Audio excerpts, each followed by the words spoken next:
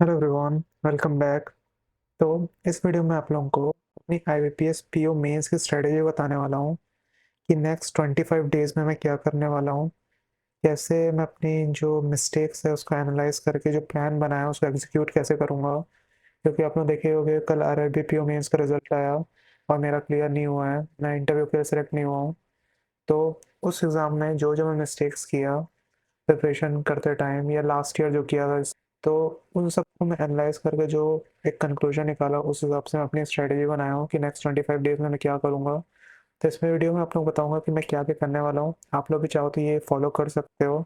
मैं सोर्सेज भी बताऊँगा, फ्री सोर्स और पेड सोर्स दोनों बनाऊँगा जो जो मैं यूज़ कर रहा हूँ। तो सबसे पहले मैं अपनी मिस्टेक्स बता देता हूँ जो आरआरबी पीओ में इसमें मेरे को लगता है कि जो मैं किया हूँ। अब तो एक्चुअल मिस्टेक्स पता चलेगी जब रिजल्ट आएगा, मतलब स्कोर कार्ड आएगा। पर जहाँ तक मेरे को लगता है कि आईपीओ में इसमें जो मिस्टेक्स है ना, वो सबसे पहले मैं सेक्शनल मार्क्स देने में किया हूँ। आप लोग जितने भी देखे होगे ना चैनल में फुल लेंथ मॉक्स ही देता था, सेक्शनल मॉक मतलब मैं ना के बराबर दिया हूँ। मेरे तीनों चारों प्लेटफॉर्म जितने भी मॉक्स हैं मेरे पास, उसके सेक्शनल मॉक्स मतलब मैं लगाया ही नहीं हूँ।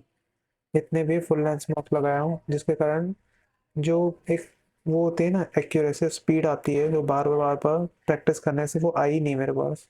ऐसा मेरे को लगता है कि मैं फुल लेंथ मॉक्स लगाता था तो मेरे को बस वो उसी का पता था अप्रोच कि हाँ ये क्वेश्चन आएंगे मुझे ऐसे ऐसे बताना है, पर वो प्रैक्टिस नहीं कर पाया जितनी प्रैक्टिस रिक्वायर्ड थी। तो अभी मैं जितने भी है ना उसमें सेक्शन मॉक्स में इंक्लूड किया और अच्छे से एनालिसिस भी इंक्लूड किया, क्योंकि मैं एनालिसिस बिल्कुल भी नहीं करता था। जो भी मॉक लगाया ठीक है, जो गलत हुए उनको देख लेता था, क्यों गलत हुए कैसे गलत हुए उनको मतलब मोस्टली नहीं देखता था, जो क्वेश्चन छूटे उनको भी नहीं देखता था। तो अब मैं वो नहीं करूँगा नेक्स्ट 25 डेज में। सेकंड सीए, करंट अफेयर्स के लिए जो मैं किया ना वो सबसे वर्स्ट था जो कोई कर सकता है।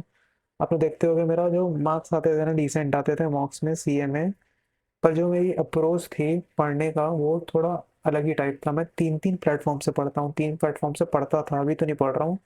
उस टाइम तक तीन प्लेटफॉर्म से पढ़ता था, जिसमें पहला था अफेयर्स क्लाउड था, दूसरा था गाइडली और तीसरा था ऑलीबोर्ड का शीता मैम का सेशन देखता था। तो इसमें हुआ क्या कि मैं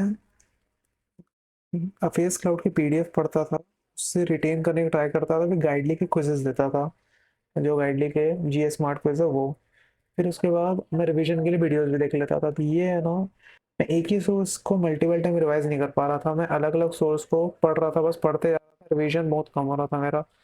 तो मेरे को लगता है ये वन ऑफ द फैक्टर्स था कि मैं सीए में बहुत बहुत खराब परफॉर्म किया। वो पता लगा कि आरआरबी में ओल्ड सीए आए थे, 8 महीने 10 महीने पुराने आए थे। फिर भी आईबीपीएस क्लब में इसमें मेरा करंट अफेयर्स उतना अच्छा नहीं गया है। अराउंड 24 के आसपास अटैम्प्ट से उसमें मेरे को 15 ही पता था, 15-16 ही सही है, इतना पता था मेरे को, बताया भी था मैं एनालिसिस के वीडियो में। तो मेरे को लग रहा है कि मैं करंट अफेयर्स जो है ना वो एक तो मल्टीपल प्लेटफॉर्म से किया, ये गलती कर रहा हूँ। हमेशा से लास्ट ईयर भी सेम गलती किया था, मैं भी सोचा था कि फिगर आउट कर लिया हूँ मैं गलती, फिर भी पता नहीं दोबारा क्यों करने लग गया। और दूसरा मैं डिटेल में नहीं कर रहा था, जो भी करंट अफेयर्स है मैं पॉकेट पीडीएफ से करता था अफेयर्स क्लाउड की। तो उसमें जो जो बस पॉइंट दिए रहते थे ऊपर के 2-3 लाइन जो इंपॉर्टेंट लगते थे वो मैं पढ़ लेता था। फिर उसके बाद गाइडली का स्मार्ट क्विज देता था, उसमें जितने पॉइंट्स आते थे उसको पढ़ लेता था। तो डिटेल में नहीं किया ऐसा मेरे को लग रहा है। तो ये एक मेरी गलती थी जो मैं नहीं दोहराऊंगा ऑब्वियसली। फिर तीसरा था जो मैं एग्जाम में पैनिक हो गया था। अब जैसे रीजनिंग का सेक्शन खुला ना, आरआरबी और मेंस की बात बता रहा हूँ, पेपर देख के लगा मेरे को पूरा कि मैं डुएबल है, मैं पजल देख के लग रहा है बना लूंगा बना लूंगा। फिर मैं पूरे पेपर को खोजता रहा वन लाइनर्स के लिए, फिर वन लाइनर जितने बन गए उसके बाद मैं एक बेकार सी पजल उठा लिया ईयर बेस्ड वाली, जिसमें फंस गया था मैं एनालिसिस में, उसको भी बताया था। उसके बाद मेरा पूरा पेपर बर्बाद हो गया। अराउंड 13 या 14 अटेम्प्ट हुए थे 15-16 मार्क्स के रीजनिंग में। सेम विथ मेरा जीए हुआ, जीए तो बता दिया। इंग्लिश में वही हुआ, मैं बहुत मतलब एक्यूरेसी रखने के चक्कर में अटेम्प्ट कर ही नहीं पाया और एक आध क्वेश्चन में बहुत ज़्यादा टाइम दे दिया। क्वांट में भी सेम ही हुआ था, 18 के आसपास अटेम्प्ट हुए थे। तो सब गलती को एनालाइज किया तो पता चला कि मैं एग्जाम में मतलब प्रेशर में आ जाता था। ऐसा लगता है कि मैं अभी भी मॉक्स देता हूँ ना, कभी कभी प्रेशर में आ जाता हूँ। जो मॉक्स में प्रेशर में नहीं आता वो मॉक्स स्मूथली जाता है, कहीं अटकता नहीं हूँ। और जहाँ पे प्रेशर आ गया, पैनिक हो गया मैं, वहाँ पे पूरा पेपर बिगड़ जाता है। तो अब मैं इसका ध्यान रखूंगा, जितने ज़्यादा हो सके प्रैक्टिस करके इसको ओवरकम कर सकते हैं। ऐसा कुछ अलग से तो किया नहीं जा सकता इसको ओवरकम करने के लिए, फिर भी आई विल ट्राई। तो मैं स्ट्रेटेजी स्टार्ट करता हूँ क्या क्या करने वाला हूँ मैं अपना आईबीपीएस पीओ मेंस के लिए। तो सबसे पहले तीन कैटेगरीज डिवाइड किया हूँ मैं, अपने तीन शेड्यूल है मेरे दिन का डेली का। अराउंड मेरा 10 आवर्स स्टडी होता है, कभी 12 आवर्स, 10 आवर्स, डिपेंड करता है मेरा। और भी जो मैं दिन में करता हूँ उस पर वो 10 आवर के आसपास रहता है। मैं भी थोड़ा बहुत ज़्यादा एक आध घंटा में बढ़ा पाऊँ अगर कहीं से टाइम निकाल लूँ, तो बाकी ये रहता है। इसको मैं 3 पार्ट में डिवाइड किया है, एक प्रैक्टिस, दूसरा लेक्चर्स और तीसरा करंट अफेयर्स। सबसे पहले लेक्चर्स बता देता हूँ मैं, फिर इन दोनों को डिटेल्स में बताऊँगा। लेक्चर में जो मैं करता हूँ, इंग्लिश के लिए परफेक्शन सेशन करता हूँ, यस ऑफिसर में नमीशा मैम का। चाहो तो आप लोग कर सकते हो, या जो भी टीचर वो फॉलो करते हैं उनका आप सेशन कर लेना इंग्लिश के लिए। मतलब एक सेशन तो आप लोग करना ही हर एक सब्जेक्ट का। सेम विथ क्वांट, क्वांट के लिए रीजनिंग या क्वांट का मैं एक करूंगा, क्योंकि ज़्यादा टाइम नहीं दे सकता सेशन सेशन में। इसलिए या तो एक दिन रीजनिंग करूंगा, एक दिन क्वांट, अल्टरनेट डेज में ऐसा करते रहूंगा। वो कैब के लिए मैं सोचा हूँ कि 15-20 मिनट रोज दूँ। मैं पीडीएफ पढ़ूंगा या फिर थोड़ी वीडियोस लेक्चर्स देख लूंगा, या एडिटोरियल के वो कैब देख लूंगा, कुछ भी करूंगा, पर एक बार पढ़ के रिवाइज जरूर करूंगा। अभी आप लोगों की मर्जी, आप लोग कौन से सोर्स से कर रहे हो, मैं स्पेसिफिक कोई सोर्स नहीं बता रहा, क्योंकि सबको अपना अपना समझ आता है कि कहाँ से करें जो वो बेटर रहेगा उनके लिए। तो जाओ वहाँ से कर सकते हो। फिर रहेगा एक शीतल मैम का सेशन देखूंगा मैं, जो ये ऑली बोर्ड में है, जो मैं हमेशा से देखता हूँ। क्योंकि मैम के सेशन में ये जो खास बात होती है ना, कि मिसलेनियस क्वेश्चंस होते हैं, जैसे एग्जाम में आते हैं, कोई भी मंथ के आ रहे हैं, कहीं से भी क्वेश्चन आ जा रहे हैं, तो हमको कितना पता है, जो अपन दूसरे सोर्स से पढ़े हैं वो कितना अपन को याद है। और जो क्वेश्चंस याद भी नहीं है उनको मैम डिटेल्स में बता देती है, तो ये मेरे को बेस्ट लगता है, ये तो मैं मिस नहीं करता। और ये मैं चेंज भी नहीं करने वाला। कोई भी एग्जाम आ जाए, कितने भी एग्जाम, तो मैं ये तो चेंज नहीं करूंगा, ये तो मेरा रह गए। मैम का सेशन देखना वो बात अलग है, मैं रिकॉर्डेड देखता हूँ, मैं लाइव बहुत रेयर जाता हूँ। तो ये मेरा ओवरऑल लेक्चर्स का रहेगा। ये आ जाते हैं प्रैक्टिस में। और लेक्चर में बता दूं, अगर मैं 2-3 घंटे से ज़्यादा नहीं दूंगा। इसमें देख लूंगा 2-3 घंटे कैसे ना कैसे मैनेज कर लूंगा, बस उससे ज़्यादा नहीं दूंगा लेक्चर्स के लिए मैं। जो भी है प्रैक्टिस ओरिएंटेड ज़्यादा रहूंगा। तो प्रैक्टिस में मैं 2 डेज में डिवाइड किया हूँ, 2 डेज में प्रैक्टिस को। हमेशा से मैं क्या करता था, ये जो पहले वाला है ना, बस ये करता रहता, मॉक दिया, नेक्स्ट डे मॉक दिया, मॉक दिया, मॉक दिया, मॉक दिया, बस यही करता था। और कुछ स्पेशल नहीं किया हूँ मैं। तो इसी कारण मेरे को लग रहा है कि जो गलती हुई है वो एनालिसिस में गलती हुई है। मैं बस मॉक देता जाता था, जो मेरे वीक पॉइंट्स है उसको मैं एनालिसिस नहीं किया उसकी, और उसको इम्प्रूव करने का ट्राई नहीं किया। तो मैं ऐसा नहीं करूँगा। मैं सोच रहा हूँ मैं डे 1 में, मतलब ये प्लान बनाया हूँ कि डे 1 में मैं जितने भी सेक्शनल्स है ना, रीजनिंग के हो, क्वांट के, इंग्लिश के हो, या तो फुल लेंथ मॉक जो भी दूंगा मैं, उसको दे दूंगा। अराउंड 3 घंटा, 2.5-3 घंटे के आसपास लगेगा। और उनको 2.5-3 घंटा देके एनालिसिस कर लूंगा, जो भी गलती हुई, जो भी छूटे क्वेश्चन डुएबल थे नहीं बनाया, वो सबकी अच्छे से एक दिन में प्रैक्टिस हो जाएगी। फिर नेक्स्ट डे, उसके नेक्स्ट डे ये स्किप कर दूंगा मैं ये पार्ट। उसके नेक्स्ट डे करूंगा मैं जो उनमें जो मेरे को वीक टॉपिक लगे कि हाँ ये नहीं बना, ये गलत हो गया, इंग्लिश में ये गलत हो गया, यहाँ मेरे को इम्प्रूवमेंट की जरूरत है, या क्वांट में ये डीआई नहीं बनी है, जो भी इम्प्रूवमेंट जरूरत का पार्ट रहेगा मेरा, रीजनिंग में, क्वांट में या इंग्लिश में, उसको मैं उसको इम्प्रूव करने ट्राई करूंगा। अब ये मैं कैसे करूंगा, तो मेरे पास तो वैसे गाइडली का पीडीएफ बंडल है। आप लोगों को बोला भी हूँ, चाहो तो ले सकते हैं, वहाँ पे हर एक सेक्शन वाइज टॉपिक वॉपिक सब कुछ के प्रैक्टिस के इतने सब चीज़ मिल जाते हैं कि मतलब कमी नहीं होती प्रैक्टिस की। तो वो अभी वो बात की बात है, आप लोगों को लेना है ले लो। तो वीक टॉपिक्स में वहाँ से फोकस करूंगा, जो भी मेरे को वीक टॉपिक्स लगेंगे यहाँ पे उनके मैं जितना हो सके सेक्शनल क्विजेस लगा लूंगा उसमें, जो भी मॉक फॉर्मेट में रहते हैं, पीडीएफ सॉल्व कर लूंगा। तो वो मेरे लिए बेस्ट रहेगा, मेरे को ऐसा लग रहा है। फिर बात आती है डिस्क्रिप्टिव की। जो डिस्क्रिप्टिव के लिए मैं ऑल्टरनेट डेज में करूँगा, एक दिन किया डिस्क्रिप्टिव के, 1-2 मॉक सॉल्व कर लूँगा सेकंड डे में ही, जिस दिन वीक टॉपिक वाले करूँगा। तो ये आप लोगों को जो डिस्क्रिप्टिव का मॉक है वो चैनल में भी अपलोड कर दूंगा मैं, उसकी चिंता मत करना। जो भी मैं अटेम्प्ट करूँगा गाइडली के और डिस्क्रिप्टिव प्रैक्टिस कोर्स से, तो मैं कर ही देता हूँ, चैनल में मिल जाएगा आप लोगों को। फिर एक और पार्ट रहेगा मेरा रीडिंग कम्प्रीहेंशन का। ये मेरा रीडिंग पार्ट है ना, बहुत मेरा वीक हो गया है। मैं बताऊँ सच में मेरा वीक हो गया है। मैं प्री के जो मॉक्स है ना, प्री के रीडिंग कम्प्रीहेंशन आराम से कर लेता हूँ, पर मेंस के मेरे से नहीं बनते। मतलब मैं कहाँ खो जाता हूँ पढ़ते पढ़ते, मेरे को नींद आने लग जाता है, मेरे को सच में नहीं पता चलता मैं क्या कर रहा हूँ। क्लोज टेस्ट में भी सेम होता है मेरे साथ, एंड रीडिंग कॉम्प्रिहेंशन में सेम होता है। तो मैं इसको बहुत ज़्यादा प्रैक्टिस करूँगा, ट्राई करूँगा कम से कम 1 घंटा, 1 घंटा इसको दूँ, 1 घंटा के आसपास इसको, 1 घंटा इसको, अराउंड 2-3-2 घंटे के आसपास इसको। तो ये अराउंड वही सेम 4-5 घंटे का टाइम जो यहाँ दिया हूँ वो मैं यहाँ दे दूँगा, तो सेम इक्वल हो जाएगा। रीडिंग कम्प्रीहेंशन में मैं वही गाइडली पीडीएफ बंडल से ही करूँगा, क्योंकि मेरे पास और कोई सोर्स नहीं है जहाँ पे मैं रिलायबल सोर्स जहाँ से कर सकूँ। तो सब करूँगा। ये तो हो गया मेरा प्रैक्टिस का। प्रैक्टिस में मैं इतना करूँगा, इसको ही ट्राई करूँगा मैं अच्छे से करूँ, क्योंकि जो ये जो सेक्शन है ना, जीए सेक्शन, ये किसी का सगा नहीं है, सबको पता ही है ऐसे। फिर भी ये सेक्शन में अपना सबसे ज़्यादा टाइम दूंगा, सबसे ज़्यादा मेहनत करूँगा। अब जहाँ तक बात आती है करंट अफेयर्स की, ये थर्ड है। इसमें मैं सबसे पहले मंथ्स बता देता हूँ। मैं अगस्त से नवंबर तक के करूंगा, मैं पहले के नहीं कर रहा अगस्त से, ना जुलाई कर रहा, ना जून कर रहा, ना उससे पहले कुछ नहीं। नवंबर में मैं 20 नवंबर तक करूंगा। 20 या थर्ड वीक बोल लो या 20 नवंबर बोल दो।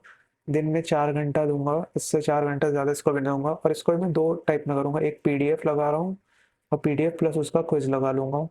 तब इसका मैं स्पेसिफिक पूरा बताता हूँ, डे वाइज प्लान कि क्या क्या करने वाला हूँ मैं।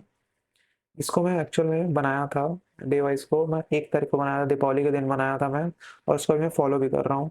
तो उसी को मैं कंटिन्यू करके बता देता हूँ। तो डे वन से मैं स्टार्ट किया हूँ। डे वन से ये जो है ना, आप लोगों को डेट दिख रहे हैं ना, 11, 12, 15, 17, 18, 19, ये सब है ना डेट, डेली पीडीएफ की डेट है। तो जो जो मैं कवर कर लिया, जैसे यहाँ 13, 14 कवर कर लिया था, उसको नहीं किया हूँ। बाकी जो है ना, जो कवर नहीं किया हूँ वो सब डेली लिखे हैं। तो इसमें मैं क्या करता हूँ, पहले मैं सोर्स बता देता हूँ। अभी मैं ना अफेयर्स क्लाउड फॉलो कर रहा हूँ, ना गाइडली का स्मार्ट क्विज कर रहा हूँ, और ना ही मैं बॉलीवुड का था वो भी नहीं कर रहा, और ना ही मैं उसका कर रहा हूँ, क्या बोलते हैं, प्रैक्टिस मॉक का। मेरे पास इन सब के करंट अफेयर्स के सोर्सेज हैं, पर किसी का नहीं कर रहा। अभी मैं सोच रहा हूँ कि थोड़ा मेरे को डिटेल में भी करना है, मेरे को एक ही प्लेटफॉर्म से सब चीज़ मिल जाए, ऐसा कुछ करना था। तो मैं स्मार्ट कीड़ा बाय कर लिया, और अभी बाय नहीं किया हूँ। जब IBPS क्लर्क मेंस का जब पेपर खत्म हुआ था उसी टाइम बाय कर लिया था, मैं उसी से करना स्टार्ट कर दिया था, क्योंकि इस साल मेरे को अब कोई और आगे रिस्क नहीं चाहिए इसलिए। तो इसमें क्या करता हूँ मैं, इस अभी बता रहा हूँ अभी क्या करना है। वैसे मैं पहले से कर लिया था, सितंबर में कुछ कवर हो चुके हैं मेरे। तो ये मेरे रिवीजन पार्ट में आएगा, फिर बता देता हूँ कि जो मैं डेली है ना, डेली के पीडीएफ्स करूँगा, उसमें स्मार्ट पॉइंट्स भी रहते हैं और डिटेल भी रहता है। डेली पीडीएफ करने में, एक को करने में अराउंड मेरे को 30 मिनट्स के आसपास लगते हैं। अगर खाली स्मार्ट पॉइंट्स करता हूँ तो 15 मिनट्स लगते हैं। तो अगर मैं 30 मिनट्स करूँगा ये सबको, अराउंड 2 आवर्स के आसपास में, 2 आवर्स के आसपास में मेरे वो हो जाएंगे, जितने भी डिटेल पीडीएफ्स हैं। और उसी के 2 आवर्स में मैं क्विज लगा लूँगा। सब क्विज छोटे छोटे रहते हैं, 8 मिनट का रहता है शायद। तो 8 8 मिनट के 4 क्विज, उसको थोड़ा बहुत एनालाइज करने में अराउंड 1 घंटा के आसपास लग जाएगा। तो ये 3 4 घंटे में आ जाएंगे डेली के। तो ऐसे करते करते मैं जो अभी तक के एक का कर लिया हूँ, तो डे वन का कंप्लीट हो चुका है, डे टू का हो चुका है। डे थ्री का मतलब मैं अभी तक नहीं किया हूँ, क्योंकि अभी RRBPO मेंस का रिजल्ट भी आया। तो इसके मैं 22 और 23 वाले कर चुका हूँ। बाकी ये करूँगा 24 25, ये सब करना पेंडिंग है मेरा, तो इसको करूँगा। बाकी ये मैं J1 J2 इसलिए लिखा था, संडे के लिए लिखा था ये, क्योंकि टाइम मिला अगर संडे को तो जुलाई के भी कर लूँगा। पर अब मेरे को नहीं लगता मेरे को टाइम मिलेगा, क्योंकि बाकी मैं प्रैक्टिस करनी है मेरे को। तो अब जुलाई में स्किप ही कर दूंगा। बाकी ये सब ऐसे करते करते मैं 5 तारीख तक, जितने 5 6 तारीख तक जितने मेरे पेंडिंग है ना, ये यहाँ तक नवंबर के हैं। ये नवंबर 6 तारीख तक है ये, और ये सब अक्टूबर के हैं। अक्टूबर और नवंबर के जैसे 6 तारीख तक कंप्लीट हो जाएगा मेरा। 7 तारीख से मैं अक्टूबर का चालू करूँगा, अक्टूबर का वीक 1, 7 तारीख को पूरा कंप्लीट। फिर उसके बाद वीकली पीडीएफ जितने भी है ना, उसको कंप्लीट करके उसको क्विजेस लगाऊंगा। तो वही पीडीएफ, वीकली पीडीएफ कंप्लीट करने में अराउंड मेरे को 3 घंटे के आसपास लगता है, अगर अच्छे से करूँ तो। अगर स्मार्ट पॉइंट्स से कर रहा हूँ तो अराउंड 2 आवर्स में हो जाता है, उससे भी कम। और क्विजेस लगाऊंगा, जो अराउंड 1 आवर का क्विज होता है, 155 क्वेश्चन समथिंग है। तो अराउंड ये 4 आवर्स का ही है मेरा। करंट अफेयर्स में ज़्यादा कुछ नहीं रहेगा। एक बार पीडीएफ करूंगा और दूसरी बार रिवीजन हो जाएगा मेरा क्विजेस से, और क्विजेस को एनालाइज कर लूंगा तो उसमें एक अच्छा रिवीजन हो जाएगा। ऐसे करते करते मैं अक्टूबर के 4 वीक कंप्लीट कर लूँगा अराउंड 10 तारीख तक। अब एक दिन आगे पीछे हो जाता है, कुछ ना कुछ काम आ जाता है, तो इसलिए मैं एक आध दिन का यहाँ पे स्पेयर रखा था, 4 दिन का। ये रिवीजन के लिए मैं बताऊंगा ये क्यों रखा हूँ। वैसे ही मैं नवंबर कंप्लीट कर लूँगा, फिर सितंबर के, फिर अगस्त के जाऊँगा, ऐसे करके पीछे करते करते। फिर यहाँ पे 20 तारीख को फिर बचे हुए जो डेली है नवंबर के, वो डेली करूँगा। या फिर अगर मेरे को मन नहीं किया डेली करने का, तो ये जो है ना, ये पार्ट और ये पार्ट, इन तीनों दिनों, इन चारों दिनों में मैं ये जो पार्ट है ना, अक्टूबर सितंबर नवंबर और अगस्त, ये सबको यहाँ पे मैं रिवीजन में ले आऊँगा। फिर बाकी जो नवंबर के अक्टूबर के पीडीएफ बचे रहेंगे ना, उनको कंप्लीट कर लूँगा। जिससे मेरे को ये एक्स्ट्रा डेज मिलेंगे यहाँ पे रिवाइज करने के लिए, या कुछ एक्स्ट्रा काम वाम आ गया उस दिन के लिए, ये मेरे पास एक्स्ट्रा स्पेयर डेज रहेंगे एग्जाम से पहले। तो करंट अफेयर का मेरा यही रहेगा। अब मैं ज़्यादा सोर्सेस नहीं फॉलो कर रहा, पहले जैसे कि एफ एस क्लाउड से पढ़ रहा हूँ, फिर गाइडली से क्विज़ेस लगा रहा हूँ, फिर लेक्चर्स भी देख रहा हूँ, ये सब मैं नहीं कर रहा, एक ही प्लेटफॉर्म से कर रहा हूँ। और उसी को मल्टीपल टाइम रिवाइज भी हो जाएगा ये, क्योंकि सितंबर ऑलरेडी मैं कर चुका हूँ, अराउंड शायद 3 वीक 2 वीक का किया था। और ये सब तो RRB के टाइम पे किया ही था, तो पता है ऑलमोस्ट कुछ कुछ ऐसे कर लेंगे। बाकी मैं अलग से बजट वजट नहीं कर रहा, बजट नहीं कर रहा, और मॉनेटरी पॉलिसी ये सब नहीं कर रहा। और आप लोगों को मैं पहले ही बताया था कि मैं ऑब्ituary नहीं करता एंड डी एंड डेट्स नहीं करता। तो करंट अफेयर्स में ऑब्ituary एंड डी एंड डेट्स छोड़ के मैं बाकी सब करूँगा। एंड अवार्ड्स एंड रिकॉग्निशन भी नहीं करता था, अब करने लग जाऊंगा, क्योंकि क्वेश्चंस आ रहे हैं उसके भी। स्पोर्ट्स स्पोर्ट्स तो करते हैं। तो ये ओवरऑल रहा मेरा कि करंट अफेयर्स में क्या करने वाला हूँ और बाकी ये इसमें क्या करने वाला हूँ मैं।